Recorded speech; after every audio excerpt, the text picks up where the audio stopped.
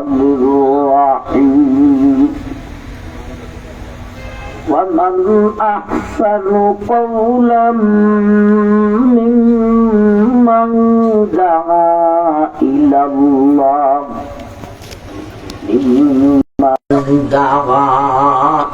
الله وعمل صالحا وقال إنني من المسلمين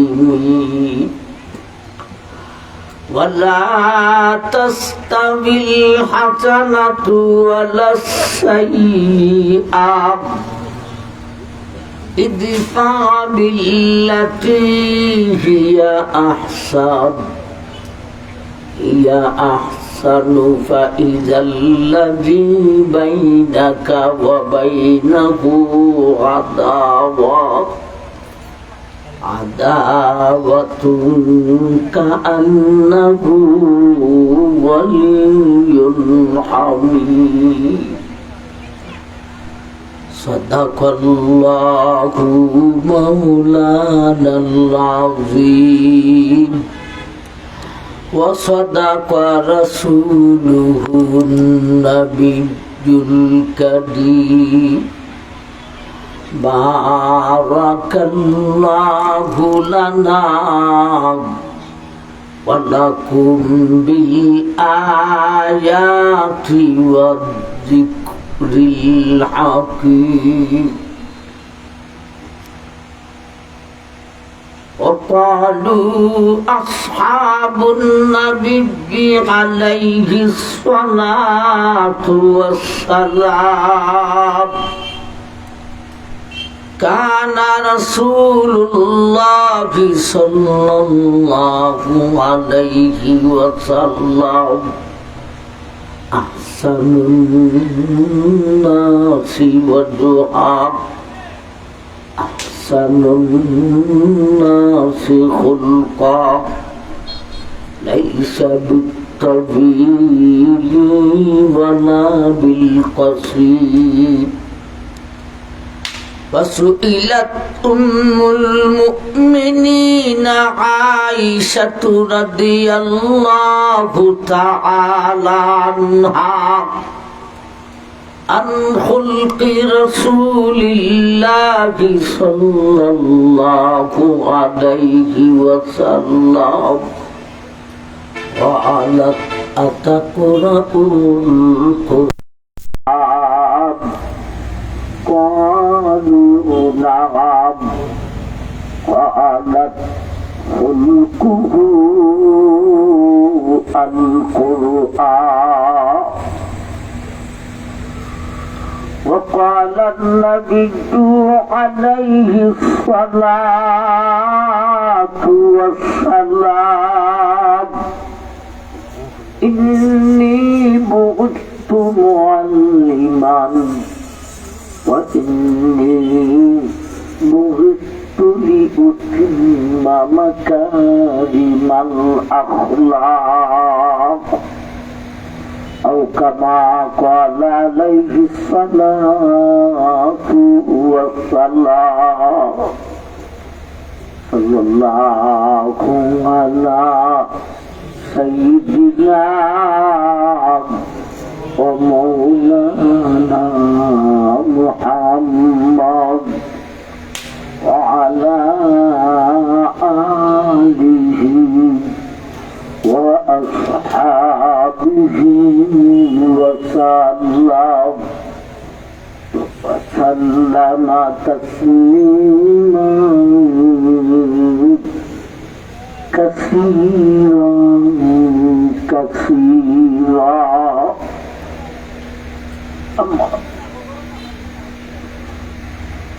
نهایت قابل احترام جناب صاحب صدر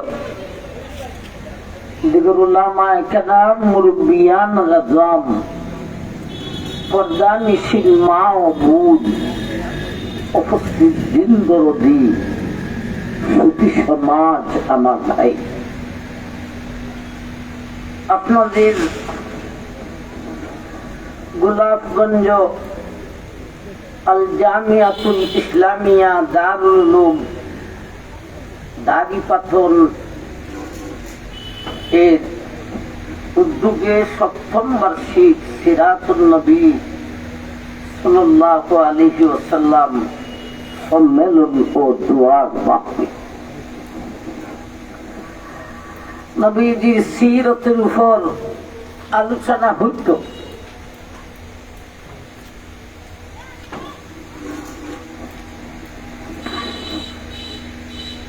সেই হিসাবে 24 নম্বর পারা সূরা হামিম আস-সাজদা থেকে 34 এবং 35 দুইখানা আয়াত তিলাওয়াত করেছি।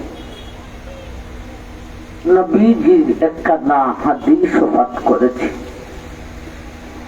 একে সামনে রেখে সিরাতুন নবীর উপর কিছু কথা আমরা আলোচনা করব ইনশাআল্লাহ। ভাই,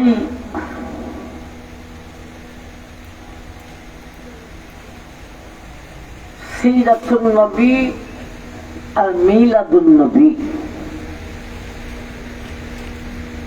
মিলাদুন নবী বলতে নবীজির জন্ম বৃত্তান্ত, আর সিরাতুন নবী বলতে নবীজির জীবন আদর্শ। আমরা উলামায়ে আহলে হক, আহলে সুন্নাত ওয়াল জামাআত, উলামায়ে দেওবন্দ, সিলসিলায়ে দেওবন্দ নবীর সিরত মানে নবীজির মিলাদ মানে। নবীজির 63 বৎসরের জীবনের মধ্যে জন্মলগ্ন থেকে নিয়ে একটানা 2.5 বৎসর পর্যন্ত জীবনীর আলোচনা হলো নবীজির মিলাদের আলোচনা। নবীজির মিলাদের 2টা অংশ আছে। আরেকটা হলো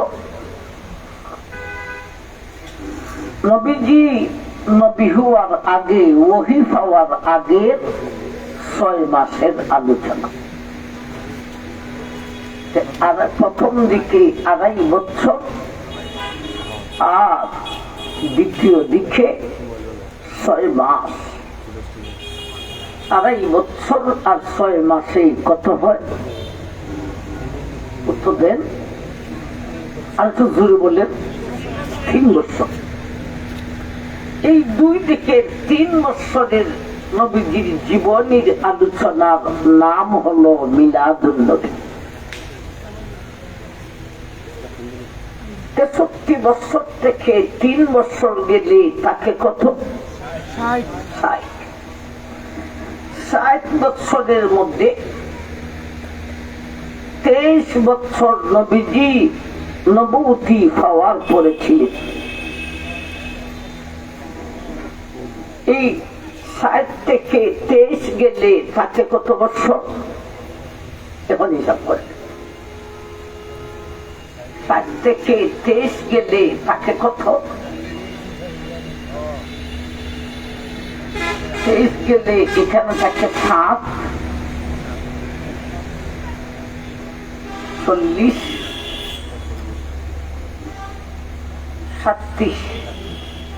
37 বছর নবীজির সিরতের পূর্বাভাস ভূমিকা।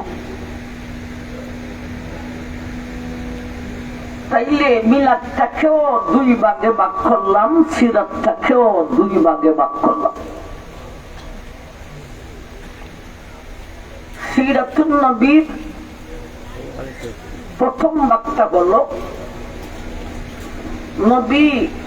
নবী হওয়ার দলিল।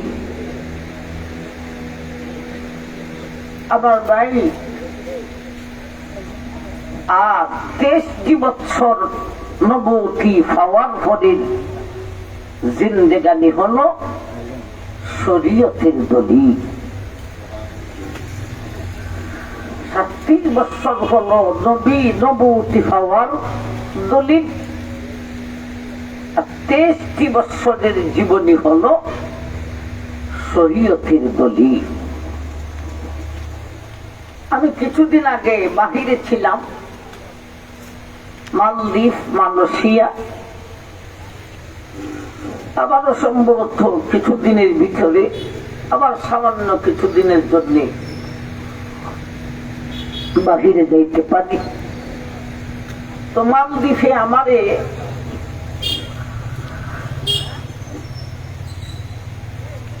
বাংলাদেশ হাই কমিশনে দাওয়াত দিছে। কয়েক আইসা বলছে দুয়ার মাহফিল। আমি সেখানে যাই দেখি স্টেজের পিছনে বড় করে ব্যানার, ঈদে মিলাদুন নবী মাহফিল।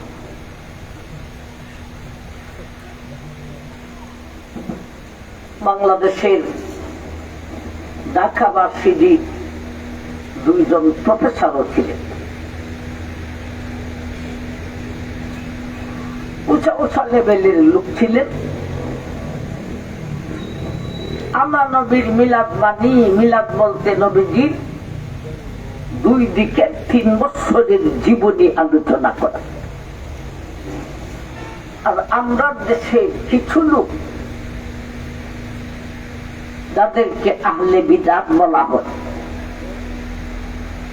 এরা মিলাদুন নবী পালন করে। আমার ভাই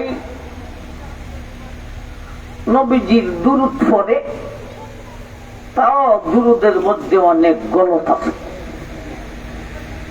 যেমন ওয়ালা আলিহি, এরা কয় ওয়ালা আলী।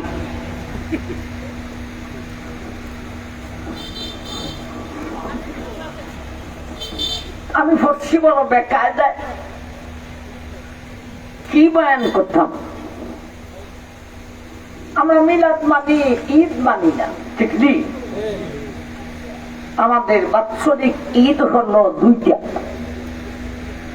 আর বিদাতিরা পকেট থেকে দিলাইছে ঈদ আরেকটা।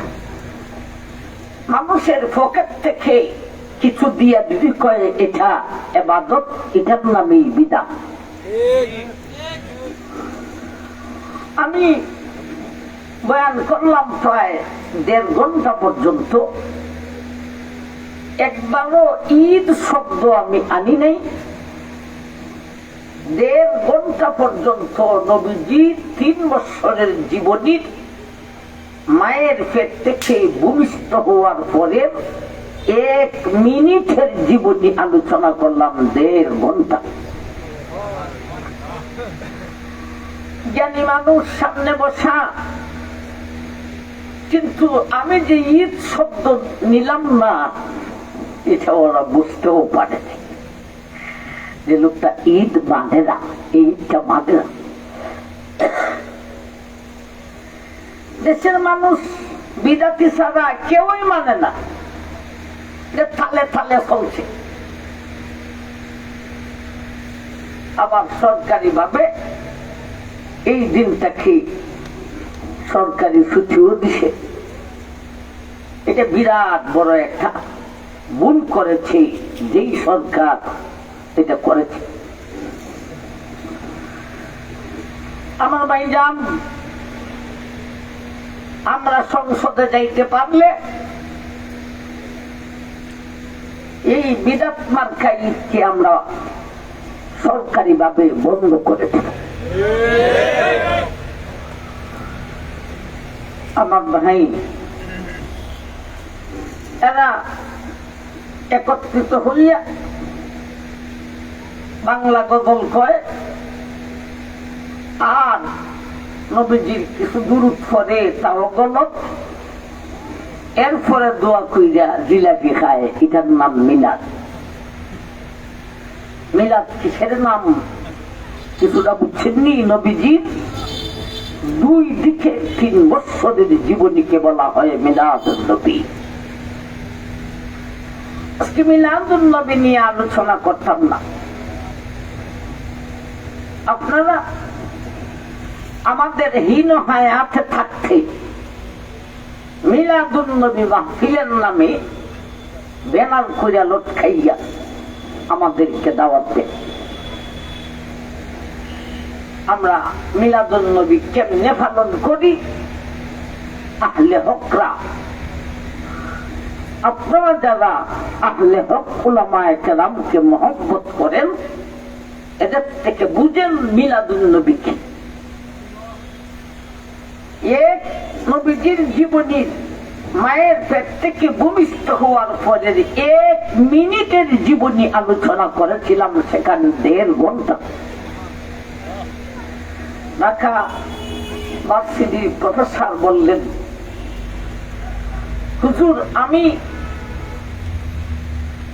হাই কমিশনের বাংলা রুমে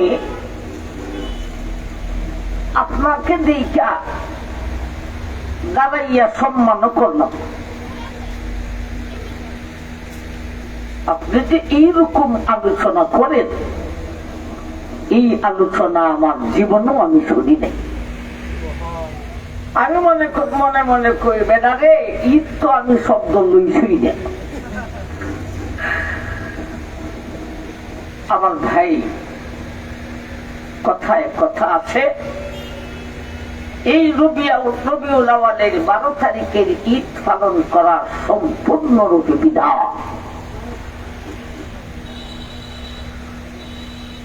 বাংলাদেশি কিছু নামদারি উলামায়ে কেরাম, কিছু আলেম, বাস্তবে আলেম না আলেম না জানি না, আমাদের দেশে একটা 2 মুখী সাপ আছে, মুজাদ্দিদ মুনাফিক এনায়েতুল্লাহ আব্বাসী। যেখানে যায় দেখে দেওবন্দির প্রভাব বেশি, সেখানে দেওবন্দি উলামায়ে কেরামের আকীদার উপর কথা বলে, দেওবন্দীদের পক্ষে কথা বলে। আর যেখানে যায় দেখে রেজবির দল বেশি, এরা নাম দিছে সুন্নি। আমি কি, তোমাদের নাম সুন্নি নয়, তোমাদের নাম হলো বিদাতি। আর আমাদের নাম ওয়াহাবি নয়, আমরা হলাম আহলে সুন্নাত ওয়াল জামাত। সংক্ষেপে তোমরা রে কয় বেরলি, আর আমরা রে কয় দেওবন্দি। তো ওই এনায়েতুল্লাহ আব্বাসী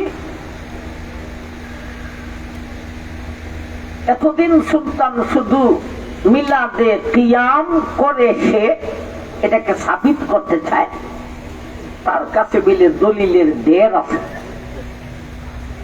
আমি এক বক্তৃতায় বলেছিলাম, এ পর্যন্ত অনেকবার তার সাথে বহস করার জন্য ঢাকাতে উলামায়ে কেরাম, বিশেষ করে মাওলানা মিজানুর রহমান সাঈদ হাফিজাহুল্লাহ, কিন্তু কোন সময় সে হাজির হয় নাই। কিছুদিন আগে এক জায়গায় ওয়াজে বলেছিলাম, এটা ভাইরাল হচ্ছে, যে মিজানুর রহমান সাঈদ কেন অলিহুরি মিরহুরি কেন। আমি কওমি মাদ্রাসা থেকে দাওরা জমাতের 2টা ছাত্র দিব, তোমার ভিতরে মিলাদে কিয়ামের দলিল কি পর্যন্ত আছে? কোরআনের আয়াত দিয়া দলিল দিলে আরেক আয়াত দিয়া কাইটা দিব, নবীর হাদিস দিয়া দলিল দিলে আরেক হাদিস দিয়া কাইটা দিব। তাইলে যেই আয়াত দিয়া তোমার আয়াত রেখাই চালায়, যেই হাদিস দিয়া তোমার হাদিসকে খাই চালায়, তোমার এই আয়াত আর এই হাদিসে মতলব তুমি এখনো বুঝো না। দুঃখজনক ব্যাপার হইল, আমাদের কওমি অঙ্গনে একেবারে ফুরাফুরি থাকে একজন হুজুর। আমার ভাই, উনি যদি মিডিয়ার সামনে ওয়াজ কইরা কইতে পারে যে আমরা থাক, হকের উপর কথা বলতে গিয়া আমরা লুকাইয়া বলতাম কেন, অন্যাইলে মোবাইল কইরা কইলাম নে আপনি এগুলি সাইডা দেন। তথাপিও এক বক্তৃতায় আমি বলেছি, এটাও ভাইরাল হচ্ছে, কিন্তু নাম বলি নাই। বলছি ওনার নামের প্রথম অক্ষর আরবিতে নুন, বাংলাতে দুঞ্চান্ন, আর শেষে হইল কাসিমি। ভাই, বাংলাদেশের জনগণ মনে করে কত বড় আলেম নাকি। এক জায়গায় অলি ফুলি হুজুরের নামের উপরে তার নাম দিছে। আমার দিকে এমন গুসা উঠছে, এর কাছে যাইয়া কই এটা কোন গাদারে অলি হুজুর উপরে নাম দিছে? এই গাদার ঘরের গাদা। আমার ভাইজান, এই লোকটাও ইদানিং বলতেছে রবিউল আউয়ালের 12 তারিখ ঈদ পালন করুন, কারণ নবীজির জন্ম তারিখে ফিরিস্তারা খুশি হয়েছে। ওনার দলিল হলো ফিরিস্তা। আমি বলি, ফিরিস্তা যদি শরীয়তের দলিল হয়, ফিরিস্তায় খায় না, তুমি খাও কেন? ফিরিস্তায় বিয়ে করে না, তুমি বিয়া করো কেন? ভাই, আলোচনা যাইতেছে মিলাদের উপরে, আলোচনা হইতো সিরতের উপরে। আমি যে আয়াত তেলাওয়াত করেছিলাম, এক সময়ে নবীজি দুনিয়া থেকে বিদায় হওয়ার পরে সাহাবায়ে কেরামের একটা টিম, একটা দল আম্মা আয়েশা রাদিয়াল্লাহু তাআলা আনহার কাছে আইসা প্রশ্ন করলেন, سئلت أم المؤمنين عائشة رضي الله تعالى عنها عن خلق رسول الله صلى الله عليه وسلم قالت أتقرأ القرآن قالوا نعم قالت خلقه القرآن ও আমাদের আম্মাদা, নবীজি দুনিয়ার জগতে নেই, আপনি ছিলেন নবীজির সঙ্গিনী, সুখের সাথী, দুঃখের সাথী, শয়নের সাথী, সদাকের সাথী। আপনি নবী সিরত, আখলাক, আদর্শ যতটুক জানেন, আর কেউ এতটুক জানার কথা না। আম্মা, আপনার থেকে নবীজির সিরত সম্পর্কে আমরা জানতে চাই। আম্মা উত্তর দিলেন, আতাকরাউল কুরআন, তোমরা কোরআন শোনো না? পড়ো না। ইনি কি বলেন, আম্মা আমরা তো কোরআন তেলাওয়াত করি। قالت خلقه القرآن, আম্মা বললেন, ও নবীজির সাহাবায়ে কেরাম, নবীর সিরত, নবীর আদর্শ আমি আয়েশার কাছে জানতে এসেছি। নবীজির সিরত আর আদর্শ হলো 30 পারার কুরআন। 30 পারার কুরআন। পাকিস্তানের এক নবীন বক্তায় বলেছিলেন, कुरान अगर मुफस्सल है नबी उसका मुफस्सिर है, कुरान अगर मुबय्यन है नबी उसका मुबय्यिन है, कुरान अगर मतन है नबी उसका शरह है। नबी चिंते होले कुरान बुझते होबे, कुरान बुझते होले नबी चिंते होबे। नबीजिर सिरत পুরাপুরি জানতে হলে 30 পারার কোরআন জানতে হবে। একদিনে বসে 30 পারার কোরআন সম্ভব? আরো জোরে বললেন। এজন্য সারা কোরআন থেকে যাচাই বাছাই করে 24 নম্বর পারা সূরা হামিম আস-সাজদা 2খানা আয়াত তেলাওয়াত করেছি। এই 2খানা আয়াতে আল্লাহ নবীজির 6টা সিরতের কথা আলোচনা করেছে। কয়টা সিরত? নবীজির 6টি আদর্শ। আমরা যতটুকু পারি একটু একটু শুনি। وَمَنْ أَحْسَنُ قَوْلًا مِّمَّنْ دَعَا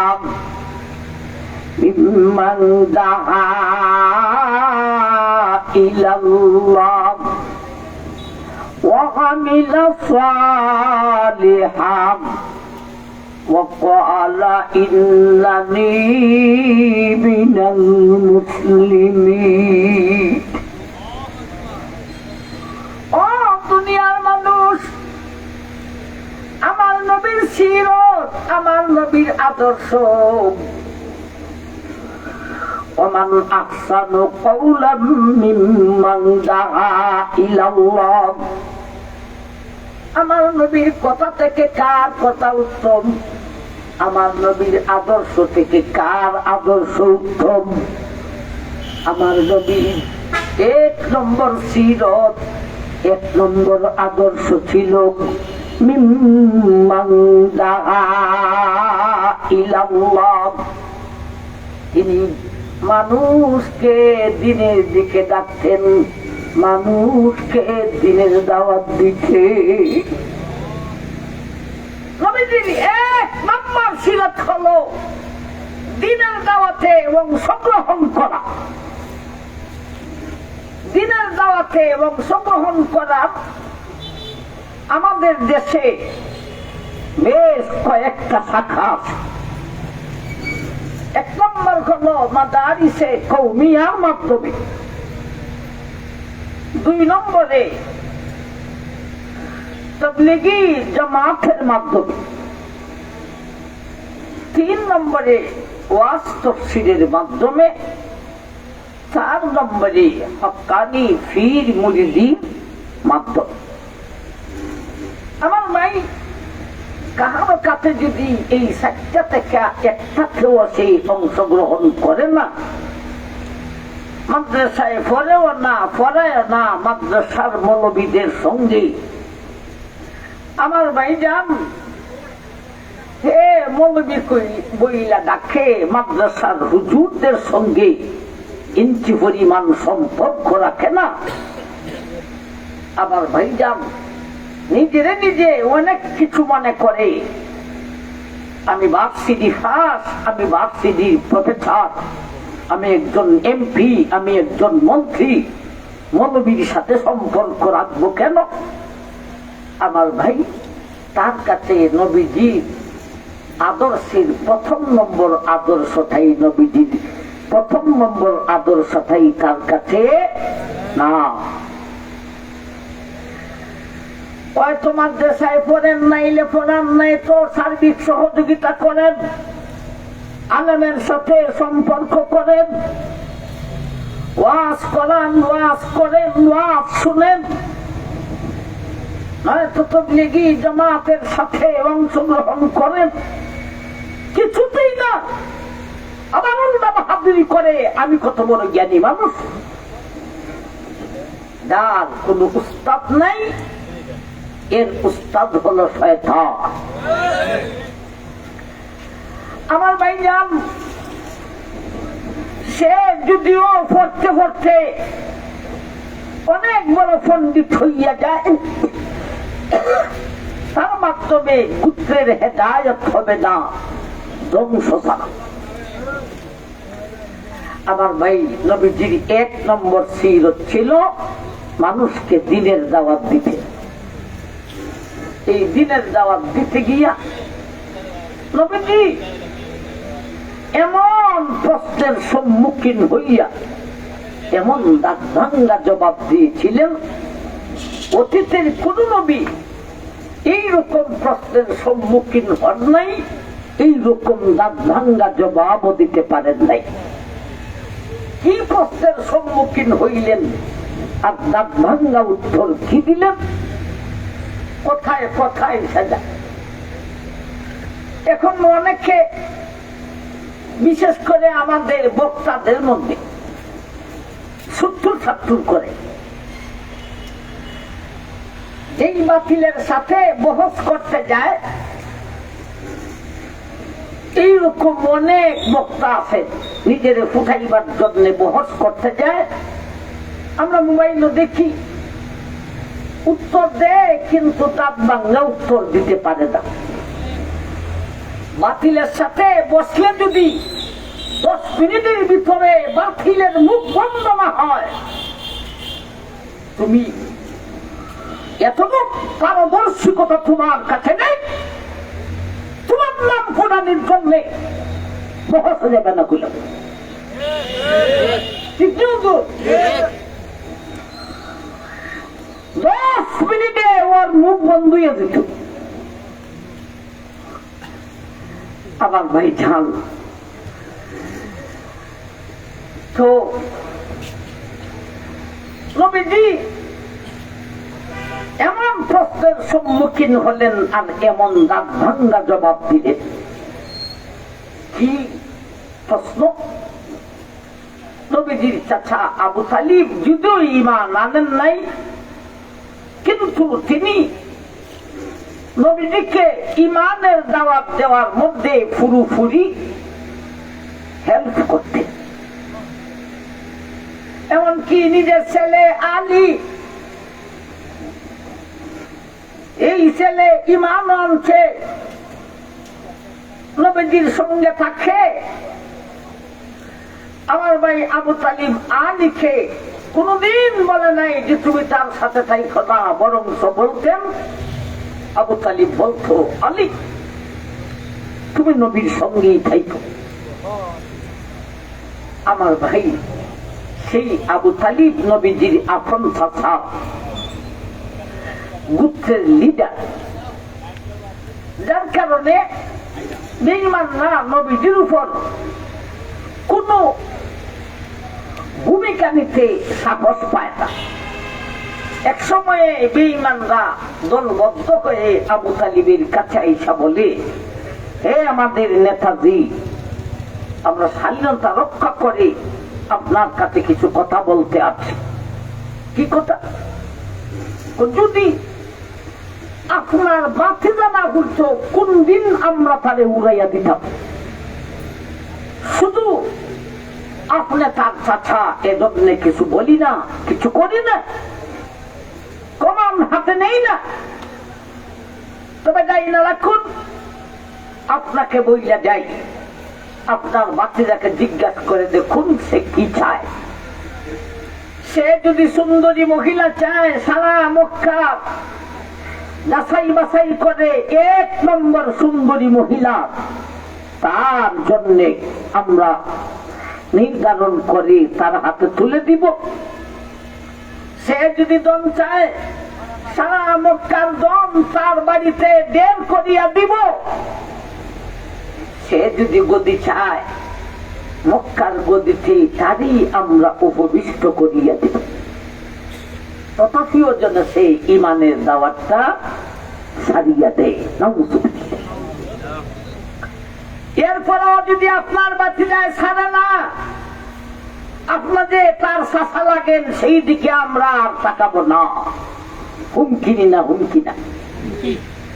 আবু তালিব খাইফা গেছে, আর বাতিজাকে সাহায্য করতে পারব। বাতিজার কাছে আইসা বলে, বাতিজা আর সাহায্য করতে পারব। চাচা কি হয়েছে? বাবা তুমি কি চাও বলো। সুন্দরী মহিলা চাইলে এরা বদ্ধ হয়ে আমার কাছে আসছিল।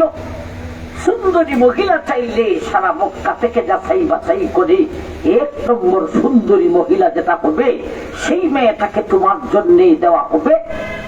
আর গদি চাইলে মক্কার গদিতে তোমাকে বসাইয়া দেওয়া হবে। আর দম চাইলে সারা মক্কার দম তোমার বাড়িতে বের করিয়া দেওয়া হতো, তবু তুমি ইমানের দাওয়াত ছাড়িয়া দাও।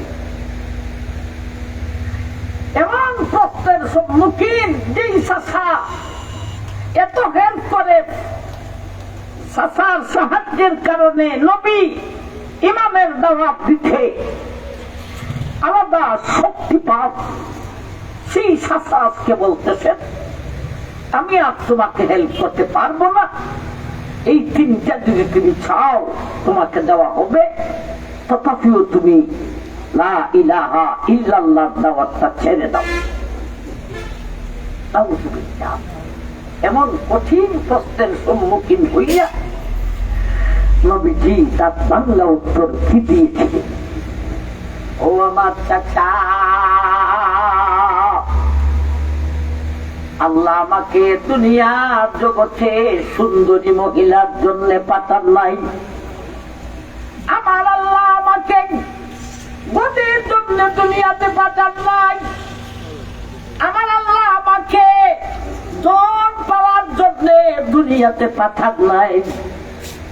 নবী তখন বলেছিলেন, ও চাচা, আমার আল্লাহ আমাকে বলেছেন তুমি দন চাওনি, যদি দন চাও সারা মক্কার 7 জমিনের মাটিকে স্বর্ণ বানিয়ে দিব। 7 জমিনের মাটি, এক জমিনের, প্রথম জমিনের গভীরতা আজও পর্যন্ত কোন বৈজ্ঞানিকে বলতে পারে নাই। আল্লাহ বলেছিলেন, ও আমার হাবিব, তুমি বলো তুমি দন চাওনি, যদি দন চাও সারা মক্কার 7 জমিনের মাটিকে স্বর্ণ বানিয়ে দিব, আর ওই স্বর্ণের মালিক আমার হাবিবরে তোমারে করিয়া দিব। চাচাজি, আমি দনের জন্য আমাকে পাঠান নাই, সুন্দরের উপসী মহিলাকে ভোগ করার জন্য আমার আল্লাহ আমাকে পাঠান নাই। এইগুলি তো দূরের কথা, আমার এক হাতে যদি সূর্য আনিয়া দেন আর এক হাতে যদি চন্দ্র আনিয়া দেন আর বলেন ইমানের দাওয়াত ছাড়িয়া দেই, তথাপিও আমি বিশ্ব নবী আল্লাহ রসুল ইমানের দাওয়াত ছাড়তে পারি না। আমার ভাই, এটা ছিল নবীজির 1 নম্বর ছিল, প্রথম নম্বর ছিল। এই যে ওয়াজ করাইতেছেন, আমরা ওয়াজ করতেছি, আপনারা যে রাতি কম হয় নাই নীরবে বৈশা শুনতেছেন, নবীজি প্রথম নম্বর আদর্শকে অংশগ্রহণ করেছেন। নবীজি সিরতের 1 নম্বর ছিল। আল্লাহ সেই কথাটা বলেন, وَمَنْ أَحْسَنُ قَوْلًا مِّمَّنْ دَعَا إِلَى اللَّهِ وَعَمِلَ صَالِحًا وَقَالَ إِنَّنِي مِنَ الْمُسْلِمِينَ। ও দুনিয়ার মানুষ, আমার নবীর সিরত, আমার নবীর আদর্শ, আমার নবীর আখলাক, আমার নবীর সিরতের মধ্যে প্রথম নম্বর সিরত হলো আমার নবী দিনের দাওয়াত দিতেন, সুতরাং তোমরা দিনের দাওয়াতে অংশগ্রহণ করো। নবীজির সিরত 1 নম্বর হইল দিনের দাওয়াত, দিনের দাওয়াতে অংশগ্রহণ করো। 2 নম্বর, এরপরে আল্লাহ বলে وَعَمِلَ صَالِحًا। আমার নবীর, আমার হাবিব, আমার রাসূলের 2 নম্বর সিরাত, 2 নম্বর চরিত্র ছিল وَعَمِلَ صَالِحًا। তিনি নেক আমল করতেন, শুধু ওয়াজ করতেন না রে, যা ওয়াজ করিতেন ওয়াদের উপর নিজে আমল করিতে। বলেন নবীজির 2 নম্বর সিরত কি? মাহফিলের নাম কি? সিরাতুন নবী মাহফিল। কিছু সিরত নবীজির লইয়া যান। 1 নম্বর সিরত, দিনের দাওয়াতে অংশগ্রহণ করো, মাদ্রাসা পড়ো, ফলাও, নাইলে সার্বিক সহযোগিতা করো, করো, করাও, নাইলে বইসা শুনো, আমল করো। 2 নম্বরে ওয়ামিলা সালিহা। খালি ওয়াজ করাইলেই হবে না, ওয়াজ শুনলেই হবে না, ওয়াজ করলেই হবে না, যা মাত্র বললাম আর শুনলাম তার উপর আমল করে যাও। নবীজি 2 নম্বর ছিল। নবী এত আমল করতে, ও আমার ভাই, নামাজে দাঁড়িয়ে থাকতে থাকতে হাও ফুলিয়ে দেখ। আম্মা আয়েশা রাদিয়াল্লাহু তাআলা আনহা একদিন জিজ্ঞাসা করলেন, আল্লাহর নবী, আপনি হলেন আল্লাহর রাসূল, আল্লাহর নবী, আল্লাহর হাবিব, আপনার সুপারিশ ছাড়া হাসরের মাঠে বিচার প্রতিষ্ঠিত হবে না। আপনাকে আল্লাহ হাসরের মাঠে হাউজে কাউসার দান করিবেন। এই হাউজে কাউসারের শরবত দুধ থেকে আরো সাদা, মধু থেকে আরো মিঠা, মিষ্টি আম্বর থেকে আরো সুগন্ধ। এমন হাউজে কাউসার আপনার মুবারক হাত দিয়া আপনার মুমিন উম্মতকে পান করাবেন। একটা ফোঁটাতে পান করিব 50,000 বছরের সমান হাসরের মাঠে দাঁড়াইতে হইব। একটা ফোঁটাতে পান করিব, আজীবন পর্যন্ত পানির পিপাসায় কষ্ট করতে হইবে না। আল্লাহর হাবিব, আপনার তরিকা ছাড়া জান্নাত পাওয়া যাইবে না।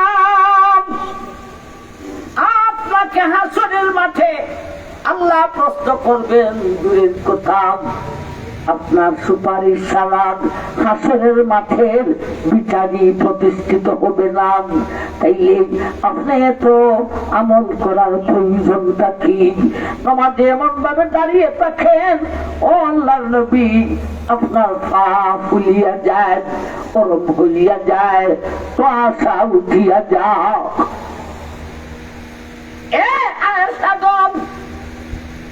আমি আমল করি আমার আল্লাহর সঙ্গে আমার ভালোবাসা।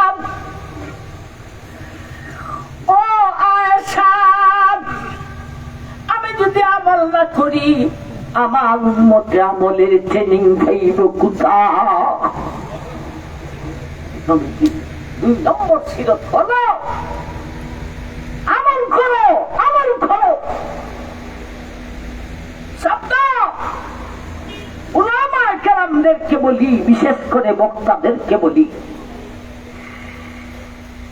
এটা বলাটা খোলাখুলি ঠিক হয় না। অনেক বক্তা আছে ঠিক মতো নামাজ পড়ে না। শ্রোতায় করতো কি? আমার ভাইজান সাবধান, আপনারা যারা দাওয়াত দিয়ে একটু চেক করে রাখবো। নামাজের সময় এসে জমাত দাঁড়াইছে, ওর থেকে জমাত তো শুনি কম মসজিদে, আমরা ইলে মাদ্রাসা হইছে উলামায়ে কেরাম নিয়ে এখানে একটা জমাত করো। ঠিক যাবে? ঠিক। তুমিও আইস, তুমি যদি নামাজ পড়লে না, সুথাই করবো কি? আমার ভাই ধান, আমরা নবী মেয়েরাজ থেকে ফিরত আসার পথে, আমার টাইম হয়ে গেলি আমি ও 8 দিন যাবে। আমরা নবী মেয়েরাজ থেকে ফিরত আসার পথে 7 নম্বর আকাশে হযরত ইব্রাহিম আলাইহিস সালাতু ওয়াস সালামের সঙ্গে দেখা। ইব্রাহিম নবী আমার মাই আকাশের কিবলা, সেখানে সেই কিবলা, সেই আকাশের কিবলার সামনে ফুলের বাগান, ওই বাগানে ছোট ছোট ছেলে মেয়েদেরকে নিয়ে তিনি খেলাধুলা করেন। এরা ওনারে দাদা ডাকে, আর খেলাটা বাবার সাথে জমে কম, খেলাটা জমে ওই দাদার সাথে আর নানার সাথে। ঠিক না বেটি? এই সমস্ত বাচ্চারা কারা এইদিকে যাওয়া সম্ভব নয়। আল্লাহর খলিল হযরত ইব্রাহিম আলাইহিস সালাম আমরা নবীজিকে দুইটা কথা বইলা দিলেন। একটা কথা বললেন, ও আল্লাহ হাবিব, আপনার উম্মতের কাছে আমি আল্লাহর খলিলের সালাম জানাইবেন। একটা কথা। দুই নম্বর কথা, ইন্নাল জান্নাতা কায়রা। ও আল্লাহ হাবিব, আপনার উম্মতকে আমি ইব্রাহিমের পক্ষ থেকে দুই নম্বর কথা বলবেন, ইন্নাল জান্নাতা কায়রা। জান্নাত দেখে কোন একটি চাঠিয়াল ময়দান, এমন মরুভূমি যেখানে পশু নাই, পঙ্কি নাই, অক্সিজেন নাই, এমনকি একটা ফুটা পানির ব্যবস্থা নাই, এমন জান্নাতে যাওয়া চাইতে না যাওয়াটাই ভালো। ভাই কেমন লক করতেছেন? আল্লাহ নবী আল্লাহর খলিল ইব্রাহিম কি বললেন? বেহেশত দিলে এই জাতের মরুভূমি, মানুষ তো নাই, পশু পঙ্খী নাই, বাতাস নাই, একটা গোটা পানির ব্যবস্থা হবে, এমন জান্নাতে যাওয়া চাইতে না যাওয়াই ভালো। ইন্নাল জান্নাতা কায়রা। বেহেশত হলো একটি চাঠিয়াল ময়দান। ও আল্লাহ হাবিব, আপনার উম্মতকে বলবেন, আপনার উম্মতে ঈমান আনার পরে সে যখন আমল করা শুরু করবে, তার বেহেশতের বাড়ি সাজানো শুরু হইব। বেহেশতে বিশাল বাড়ি হইব, মালাখানা হইব, ফুলের বাগান হইব, কাদিরি মিন তাহতিহাল আনহার, বাগানের মধ্যে নহর থাকিব। আমল করতে থাকবে, দেখে শাস্তে থাকিব। আমল ছাড়া বেহেশত সাজবে, বেহেশত সাজবে না। নবীজির দুই নম্বর সিরাত হলো আমল করো। এই দুইখানা আয়াত তেলাওয়াত করেছিলাম, এই দুই আয়াতে নবীজির 6টা সিরতের কথা আল্লাহ আলোচনা করেছেন। তার মধ্য থেকে আমরা দুইটা করলাম, একটা হলো দিনের দাওয়াতে অংশগ্রহণ করো, আর একটা হলো আমল করো, আমল করো, আমল করো। আর না আমার ভাই, 6টা থেকে দুইটা করছি, 7টা রয়েছে।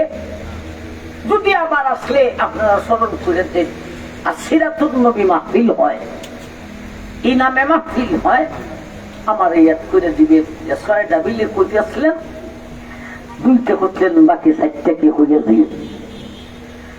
আল্লাহ নবীজির যে 2টা সিরতের কথা আমরা শুনেছি, আমাদেরকে সেই সিরতের উপর আমল করার তৌফিক দান করুন।